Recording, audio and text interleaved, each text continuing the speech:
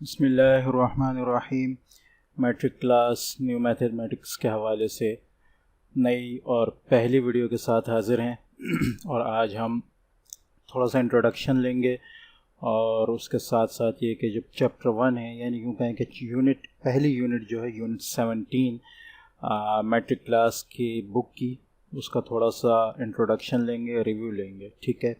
लेकिन ये तमाम चीज़ें स्टार्ट करने से पहले, शुरू करने से पहले, क्योंकि आज मैथ की यूँ कहें कि पहली वीडियो है, पहली एक्सरसाइज है, तो अल्लाह ताला इसको खैर आफ़ियत के साथ, बिल्कुल बरकत के साथ इसको कहना चाहिए कि पूरा अपने अंजाम तक पहुँचाए, इसको हमारे साथ जो है वो इसको ख़त्म करे, ठीक है। तो उसके लिए हम अल्लाह के नाम से इसको शुरू कर लेते हैं ताकि इसमें हमारे लिए जितनी आसानियाँ हो सकें अल्लाह ताला की तरफ से वो हो। आप मेरे साथ पढ़ें इसको। रब्बी यस्सिर वला तुअस्सिर वतम्मिम बिल खैर वबिका नस्तईन या फत्ताह। रब्बी यस्सिर वला तुअस्सिर वतम्मिम बिल खैर वबिका नस्तईन या फत्ताह। रब्बी यस्सिर वला तुअस्सिर वतम्मिम बिल खैर वबिका नस्तईन या फत्ताह।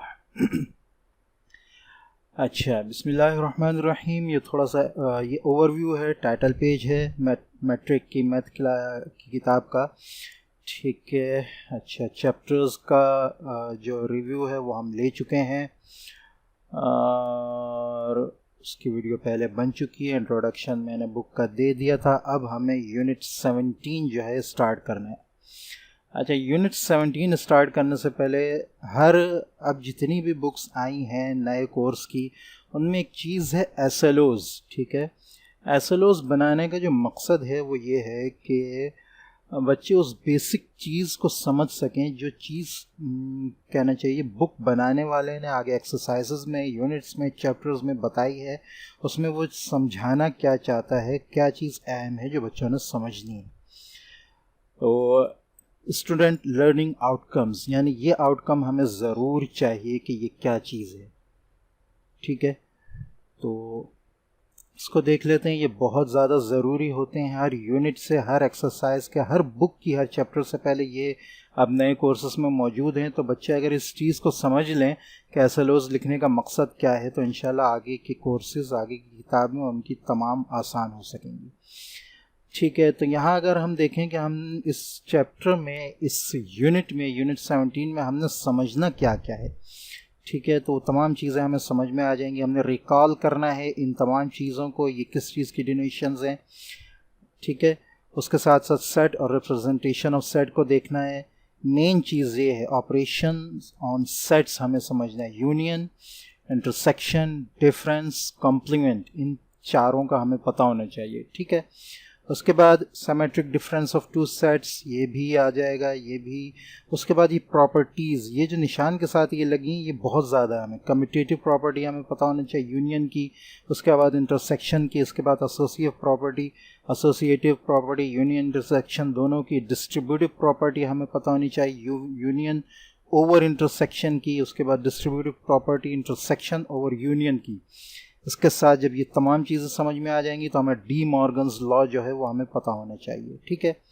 आगे मज़ीद ये चीज़ें, उसके बाद ये यूनियन है, union intersection of sets, complements of sets, symmetric difference of two sets, ये तमाम चीज़ें, ठीक है। उसके बाद आगे वेरिफिकेशन वगैरह इन चीज़ों की वन डायग्राम के ज़रिए, तमाम चीज़ें जो ये हमें पता होनी चाहिए, ठीक है। तो ये जो तमाम चीज़ें बताई गई हैं, इनके बारे में हमें जब ये यूनिट ख़त्म हो तो हमें पता होना चाहिए कि ये सब चीज़ें क्या हैं और कैसे होंगी, ठीक है। अच्छा, ये हो गया आपके एसएलओज़। अच्छा, ये मैं यूनिट 1 में बता रहा हूँ और यूनिट 17 में बता रहा हूँ बुक की, ठीक है। आगे मज़ीद यूनिट्स में शायद ना बताएं इस चीज़ को, ठीक है, कि एसएलओज़ क्या हैं। एसएलओज़ है वैसे रैंडम बता दिए जाएंगे, इंशाल्लाह समझा दिए जाएंगे जो जो चीज़ें अहम हैं, लेकिन उनको फिर ख़ुद देखना कि भाई कौन कौन सी चीज़ें एसएलओज़ हैं किसी भी यूनिट में, वो फिर आपका काम होगा, ठीक है। लेकिन ये कि इंशाल्लाह जितना कोशिश हो सकेगा आसान से आसान करके आपको दिया जाएगा। अच्छा, इसके बाद 17.1 आपका ऑपरेशन ऑन सेट्स है, ठीक है। ऑपरेशन ऑन सेट्स शुरू करने से पहले आपको ये पता होना चाहिए कि मुख्तलिफ सेट्स जो हैं वो किस तरह डिनोट किए जाते हैं, उनको क्या लिखा जाता है। ठीक है, सेट ऑफ नेचुरल नंबर्स जो है वो n से डिनोट होता है, सेट ऑफ होल नंबर्स जो है w से डिनोट होता है। ये पहले आप पढ़ चुके हैं, इसका कॉन्सेप्ट 9 क्लास और 8 क्लास में आप ले चुके हैं। ठीक है, अच्छा, सेट ऑफ इंटीजर्स जो है वो z से किया जाता है डिनोट। ठीक है, फिर इसमें नेगेटिव पॉजिटिव दोनों होते हैं, तो नेगेटिव नेगेटिव से z माइनस से और पॉजिटिव z प्लस से डिनोट किए जाते हैं। Set of even numbers e से, इसमें भी नेगेटिव पॉजिटिव दोनों होते हैं। ठीक है, set of odd numbers o से, इसमें भी नेगेटिव पॉजिटिव दोनों होते हैं। ठीक है, होल नंबर्स में और नेचुरल नंबर में नेगेटिव पॉजिटिव नहीं होता, ये याद रखिएगा। ठीक है, यही फ़र्क है नेचुरल नंबर में, ठीक है, और उसके बाद होल नंबर में और इंटीजर्स वगैरह में। ठीक है, ये फ़र्क मैं बताता हूँ यहाँ पे तफसील से। उसके बाद set of prime numbers p से, set of odd numbers o से, रैशनल नंबर्स q से। ठीक है, और set of irrational number q apostrophe से, और set of real numbers r capital R से। ठीक है, अब आप ये समझ लें पहले, क्योंकि ये बहुत ज़्यादा ज़रूरी है कि ये सेट्स किन किन नंबरों, कौन कौन से नंबर आते हैं इन तमाम सेट्स में। बेसिकली मैथ हमारा नंबर से ही रिलेट करता है, तो हमें पता होना चाहिए कि कौन सा नंबर किस सेट में आ सकता है। नेचुरल नंबर्स जो हैं वो नंबर्स होते हैं जो नेचुरली अकर करते हैं, वजूद रखते हैं, नज़र आते हैं। ठीक है, तो चूंकि ज़ीरो नज़र नहीं आता, इसलिए हम ज़ीरो को नेचुरल नंबर नहीं कह सकते। 1 से नेचुरल नंबर शुरू होते हैं, 1 2 3 एंड सो ऑन, आगे तक जितने सब नंबर हैं आगे की तरफ, ठीक है, वो नेचुरल नंबर्स हैं। सेट ऑफ होल नंबर्स भी वैसे ही है, लेकिन होल नंबर्स में ज़ीरो आ जाता है। ठीक है, ज़ीरो मज़ीद ऐड हो जाता है। ठीक है, इंटीजर्स, अच्छा ये आगे देखते जाएं आप। इंटीजर्स में वही है जो होल नंबर्स होते हैं, वही इंटीजर्स होते हैं, लेकिन इंटीजर्स माइनस और प्लस दोनों तरफ होते हैं। होल नंबर्स सिर्फ पॉजिटिव तरफ होते हैं, लेकिन उनके साथ पॉजिटिव का निशान भी नहीं लगाया जाता, ये बात याद रखें, ना नेचुरल नंबर के साथ ना होल नंबर्स के साथ। जबकि इंटीजर्स के साथ ये बताया जाता है कि वो पॉजिटिव हैं या नेगेटिव है। यही वजह है कि ज़ीरो के बाद जितने नंबर हैं उनके साथ पॉजिटिव नेगेटिव दोनों साइन लगे हुए हैं। इवन नंबर्स वो नंबर हैं जो 2 से डिवाइड हो सकते हैं ज़ीरो के साथ। ये याद रखिएगा कि ज़ीरो इवन नंबर्स में आता है। ठीक है, ज़ीरो को शामिल करेंगे आप, ठीक है, और उसके बाद तमाम वो नंबर्स जो 2 से डिवाइड होंगे वो 2 इवन नंबर्स होंगे, वो पॉजिटिव हों या नेगेटिव हों। ऑड नंबर्स में वो तमाम नंबर जो 2 से डिवाइड नहीं हो सकते, ठीक है, उनमें 1 से लेकर आगे जितने नंबर हैं, एक एक नंबर छोड़ के वो सारे ओड नंबर्स हो जाते हैं। ठीक है, set of prime numbers, prime numbers की अगर हम बात करें तो प्राइम नंबर्स वो हैं जो सिर्फ 1 से डिवाइड होते हैं और ख़ुद अपने आप से डिवाइड होते हैं। जैसे 2 1 से डिवाइड होता है और अपने आप से डिवाइड होता है, ये प्राइम नंबर है, इसके अलावा और किसी नंबर से डिवाइड नहीं होता। 3 अपने आप से डिवाइड होता है और 1 से डिवाइड होता है, प्राइम नंबर, और किसी नंबर से डिवाइड नहीं होता। 5 1 से डिवाइड होता है और 5 से डिवाइड होता है और किसी नंबर से डिवाइड नहीं होता। 7 ये भी इसी तरह है, 1 से और 7 से डिवाइड होता है और किसी नंबर से डिवाइड नहीं होता, एंड सो ऑन, आगे आते जाएंगे। इसमें 11 है, 13 है, ठीक है, आगे बढ़ते रहेंगे। अच्छा, सेट ऑफ रैशनल नंबर्स, अब इसको समझने की ज़रूरत है कि रैशनल नंबर कौन से होते हैं। अच्छा, ये जो है ये सेट बिल्डर नोटेशन कहलाती है, आगे आ जाएगा, लेकिन इसको पढ़ते किस तरह हैं ये बहुत ज़्यादा ज़रूरी है। ठीक है, इसको पढ़ते इस तरह है तो x is a number such that x is equal to p upon q where p and q belongs to integer. यानी रैशनल नंबर वो होता है जिसमें दो नंबर हम अगर डिवाइड करें तो वो दोनों नंबर जो हैं वो ताल्लुक़ रखते हों इंटीजर्स से। ये ठीक है, इंटीजर्स से ताल्लुक़ रखते हैं और उसके साथ साथ and q is not equal to zero. q यानी डिनोमिनेटर जो है वो ज़ीरो ना हो, ज़ीरो के अलावा कुछ भी हो, 1 हो, 2 हो, 3 हो, 4 हो, XYZ। ठीक है, यानी आप इसको यूं कह सकते हैं कि आपका न्यूमिनेटर और डिनोमिनेटर दोनों फ्रैक्शंस में ना हो, नेचुरल नंबर हो या होल नंबर हो, पूरे के पूरे नंबर्स में हो। ठीक है, मैं नेचुरल नंबर होल नंबर कह रहा हूँ नहीं, बल्कि इंटीजर्स में से हों। अगर इसमें आपके पास आ जाए ऊपर 2.30, 2.45 तो ये रैशनल नंबर नहीं होगा। इसमें ज़रूरी है कि P और Q दोनों इंटीजर्स से ताल्लुक़ रखते हों, फ्रैक्शंस नहीं हों, और उसके साथ साथ Q जो है यानी डिनोमिनेटर जो है वो ज़ीरो भी ना हो। ठीक है, तो ये आपका रैशनल नंबर होगा। इसको बहुत अच्छी तरह समझने की ज़रूरत है। अगर ये चीज़ समझ में ना आए तो मुझे कमेंट्स में ज़रूर बता दिएगा, मैं इस पर एक अलग से वीडियो तफसीली बना दूंगा रैशनल और इर्रैशनल नंबर की इस कहना चाहिए सेट बिल्डर नोटेशन जो इसका है फॉर्म उस पर। ठीक है, सेट ऑफ इर्रैशनल नंबर्स। ठीक है, इर्रैशनल नंबर्स की अगर हम बात करें तो इसमें x is a number या x is a member such that x does not belongs to p and q where p and q belongs to integers। यहाँ क्या है कि वो integers में से नहीं होगा, fractions होंगी, कोई भी fraction हो सकती है। ठीक है, fractions जो है वो integers में से नहीं है। 2.50, 2.10, 2.60, 6.80 ये fractions आएंगी। ठीक है, और उसके साथ साथ इसका जो डिनोमिनेटर है वो ज़ीरो भी ना हो। ठीक है, तो ये रैशनल नंबर्स भी आ गया, इर्रैशनल नंबर्स भी आ गया। सेट ऑफ रियल नंबर्स, ये दोनों को मिलाकर या यूनियन आ रहा है, नीचे देखें लिखा जाएगा x is a number such that x is equal to p and q and as x is not equal to p and q where p q belongs to integers and q does not belongs to 0। इसमें क्या हुआ है, इन दोनों को मिला लिया है। इन दोनों को जब हम मिलाते हैं तो रियल नंबर्स बन जाते हैं।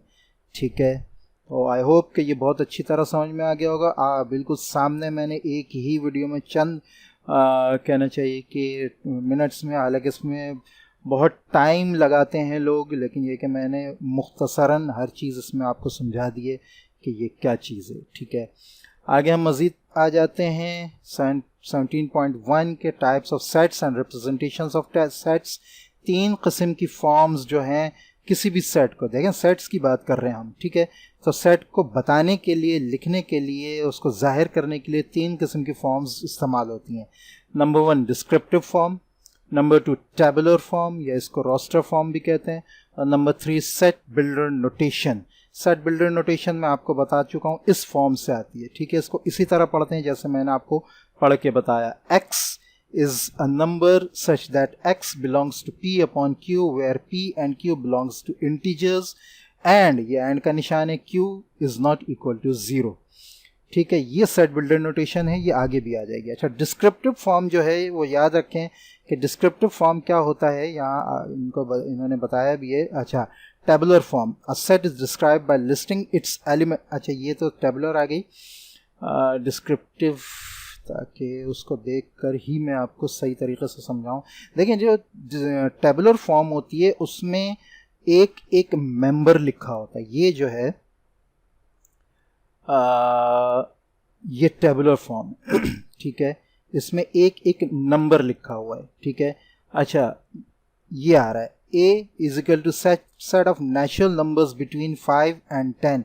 देखिए यहाँ पर जो है आपको बता दिए कि 5 और 10 के दरमियान जितने भी नेचुरल नंबर है ये उनका सेट है।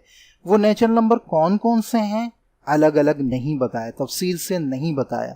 तो ये जो इंग्लिश में, इसको आसानी से आप ये कह सकते हैं कि इंग्लिश में जो ये नोटेशन लिखी होती है ये जो होती है, ये होती है डिस्क्रिप्टिव फॉर्म। टेबुलर फॉर्म में टैब बना दिए जाते हैं, अलग अलग हर मेंबर को कर दिया जाता है, और वो ज़्यादातर इस तरह लिखी होती है कि एक एक नंबर कॉमे के साथ मौजूद होता है। कॉमा है, फिर अगला नंबर है, अगला मेंबर भी हो सकता है, ये ज़रूरी नहीं कि नंबर हो।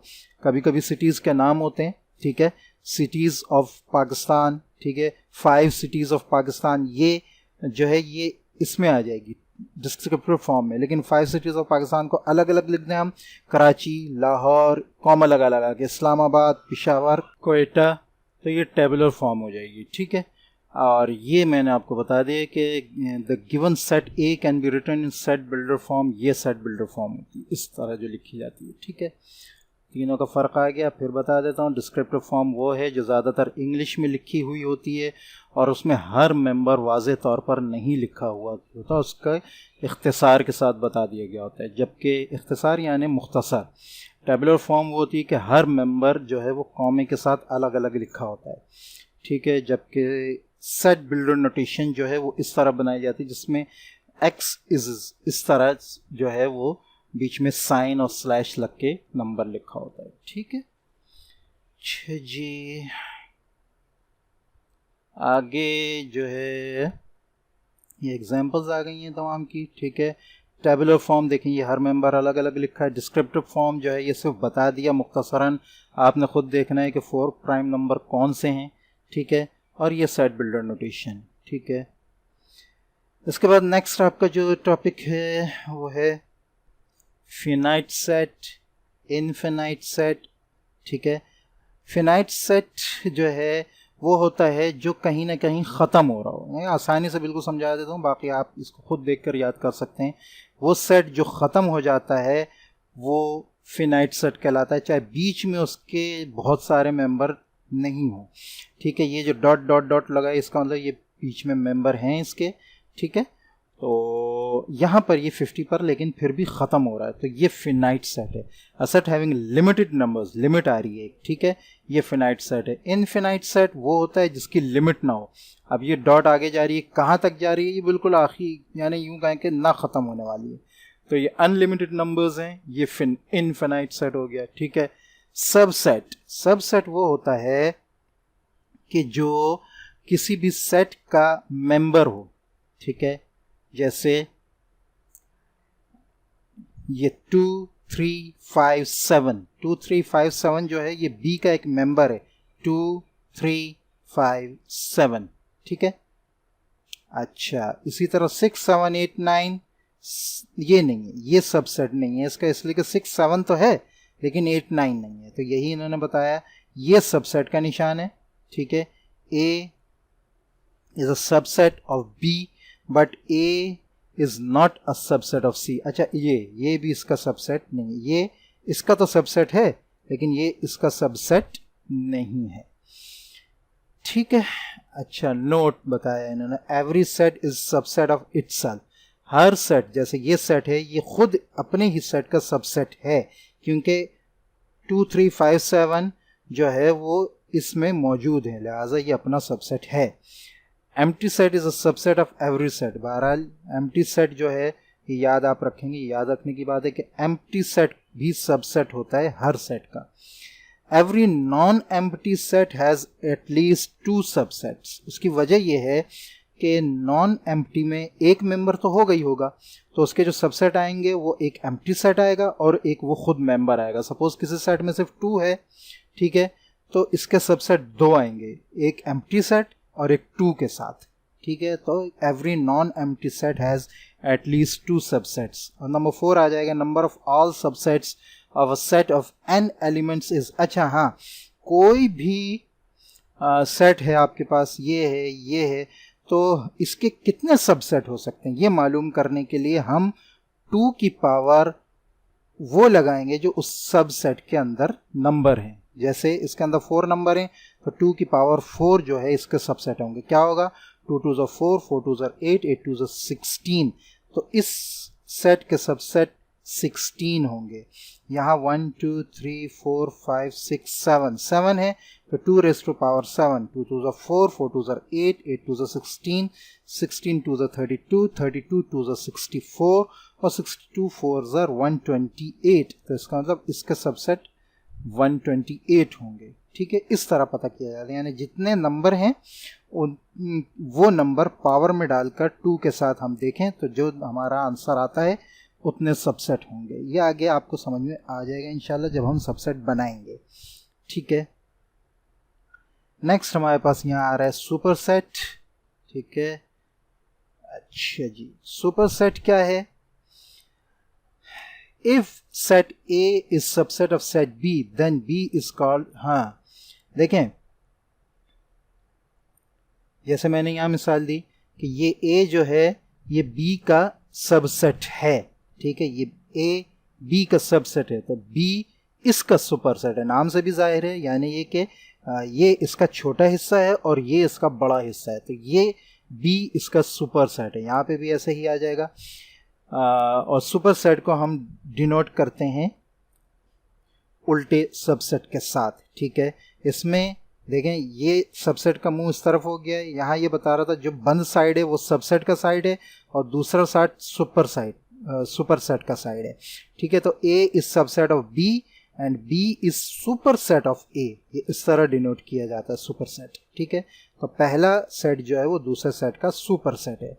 ये सबसेट हो गया और ये सुपरसेट हो गया, ठीक है। ए बी का सबसेट है, बी ए का सुपरसेट है, ठीक है। यानी यूं कहेंगे सुपरसेट सबसेट का एक तरह से उलट होता है। इक्वल सेट्स क्या होगा? Two sets A and B of same order are called equal sets. एक ही ऑर्डर हो, if all elements of both the sets are same, अगर किसी भी दो सेट के एलिमेंट सेम हैं, ठीक है, तो वो इक्वल सेट हैं। कैसे? Let A is equal to 1 2 3 6, B is equal to A और C is equal to A. तो here A is equal to C but A is not equal to B. क्यों? ए जो है 1 2 3 6 है, ठीक है, और यहाँ लिखा सेट ऑफ डिवाइजर्स ऑफ 6 के डिवाइजर यही हैं 1 2 3 6। तो ये और ये तो बराबर है, ए और सी तो बराबर है, लेकिन ए बी के बराबर क्यों नहीं है? इसलिए कि नेचुरल नंबर से बिलोंग करता है and x is less than and equal to 6। हाँ, ये x इसमें जो है आपके पास 1 भी आ रहा है, 2 भी आ रहा है, 3 भी आ रहा है और 4 और 5 भी आ रहा है, ठीक है। तो ये है असल में 1 2 3 4 5, जबकि 4 5 तो है ही नहीं यहाँ पे, ठीक है। तो लिहाजा ए बी की इक्वल नहीं है। इसको मैं यहाँ, ये जो है x जो है नेचुरल नंबर्स में से है और 6 से छोटा भी है। ये जो नीचे डैश का निशान आ रहा है ये बराबर का आ रहा है। तो नेचुरल नंबर 1 से शुरू होते हैं, 1 2 3 4 5 6, ठीक है। तो असल में ये सेट जो है ये इन नंबर्स को जाहिर कर रहा है, जबकि इसके अंदर 4 और 5 नहीं है। तो इट मीन्स कि ये जो है इसके बराबर नहीं है, जबकि ये सेट ए जो है वो सेट सी के बराबर है। उसकी वजह यह है कि सी जो है वो 6 के डिवाइजर्स का सेट है और वो यही है।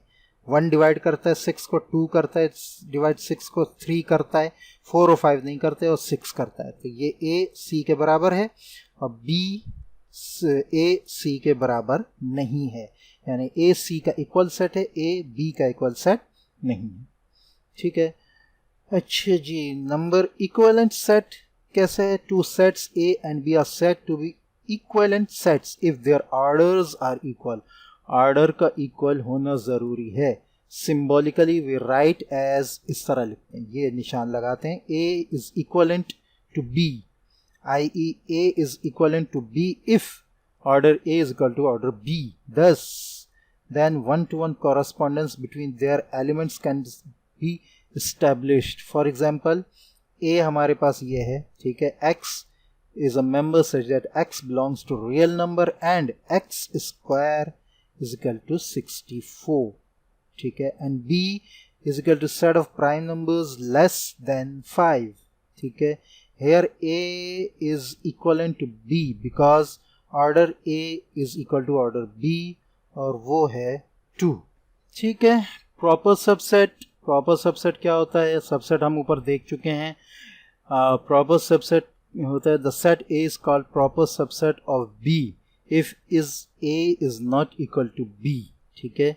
यानी पूरे के पूरे एलिमेंट ना आ रहे हो दोनों सेट में. अगर दोनों सेट में वही पूरे के पूरे एलिमेंट आ रहे हैं तो वो इम्प्रॉपर सबसेट हो गया. यानी 2 4 6 8 ये B है. अगर A के भी 2 4 6 8 पूरे हों तो A B का सबसेट प्रॉपर सबसेट नहीं होगा. लेकिन यहाँ A B का प्रॉपर सबसेट इसलिए है कि इसके मेंबर्स इसके सबसेट हैं और इसके अंदर B के पूरे मेंबर नहीं है, इक्वल नहीं है, ठीक है, सारे मेंबर नहीं है.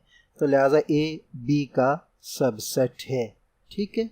अच्छा जी, और यहाँ देखें नीचे निशान नहीं लगाया, ऊपर देखें सबसेट के साथ निशान आ रहे थे. ये इसलिए आ रहे थे कि ये नीचे वाला निशान इस चीज़ को जाहिर करता है कि ये इसमें इम्प्रॉपर सबसेट यानी पूरा का पूरा इसका सबसेट शामिल है, जबकि यहाँ ये निशान नहीं लगा। यहाँ निशान ये नहीं इसलिए नहीं लगा क्योंकि यहाँ सिर्फ प्रॉपर सबसेट शामिल किए गए। ठीक है, अच्छा, let's set A is a subset of set B. The set A is called improper subset if of B if A is equal to B. अगर A के अंदर B के सारे मेंबर होंगे तो A B का improper subset होगा। जैसे A में है ABC और B में है set of first 3 letters of English alphabet, वो ABC ही हैं, तो दोनों में मेंबर्स बराबर हैं। ठीक है, लिहाजा दोनों एक दूसरे के improper subset हैं। A B का जो है ए बी के बराबर है क्योंकि इक्वल सेट है, लिहाजा इसका इम्प्रॉपर सबसेट है। ठीक है, लास्ट हमारे पास 2-3 चीज़ें रह गई हैं। Power set, the set of all the sets, the set of all the subsets of set A is called power set of A. ठीक है, पावर सेट ऑफ ए, ये सारे के सारे जब लिखेंगे तो ये ए का पावर सेट कहलाएगा। जब सारे के सारे सबसेट्स लिखे होंगे वो पूरा सेट जो है वो पावर ऑफ ए सेट कहलाता है। बस यही बात लिखी है यहाँ पे।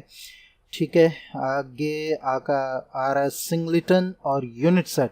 अ set having single element is called singleton और यूनिट सेट। जिसके अंदर सिंगल एलिमेंट हो ये वही सेट है। ठीक है, होल नंबर्स जो x से छोटे हैं तो इसमें सिर्फ 0 है, एक ही मेंबर है, तो ये सिंगलिटन है या यूनिट सेट है। और यूनिवर्सल सेट वो होता है जो सुपर सेट होता है किसी भी कंसिडरेशन के अंदर, किसी भी क्वेश्चन के अंदर तमाम सेट्स के मेंबर्स अगर उस सेट के अंदर मौजूद हैं, वो सुपर सेट तमाम सेट्स का है तो वो यूनिवर्सल सेट है। जैसे हमारे पास यहाँ कंसिडरेशन में है ए और बी के जितने भी मेंबर्स हैं वो जिस सेट के अंदर होंगे वो इनका यूनिवर्सल सेट होगा। इसके साथ साथ अगर हमारे पास ए बी सी 3 सेट हैं, 4-5 सेट हैं, उन 4-5 सेटों के सारे नंबर किसी एक सेट के अंदर हैं तो वो सुपर सेट है इन सब का, और वो यूनिवर्सल सेट भी है क्योंकि वो कंसिडरेशन में मौजूद सारे सेट्स का सुपर सेट है।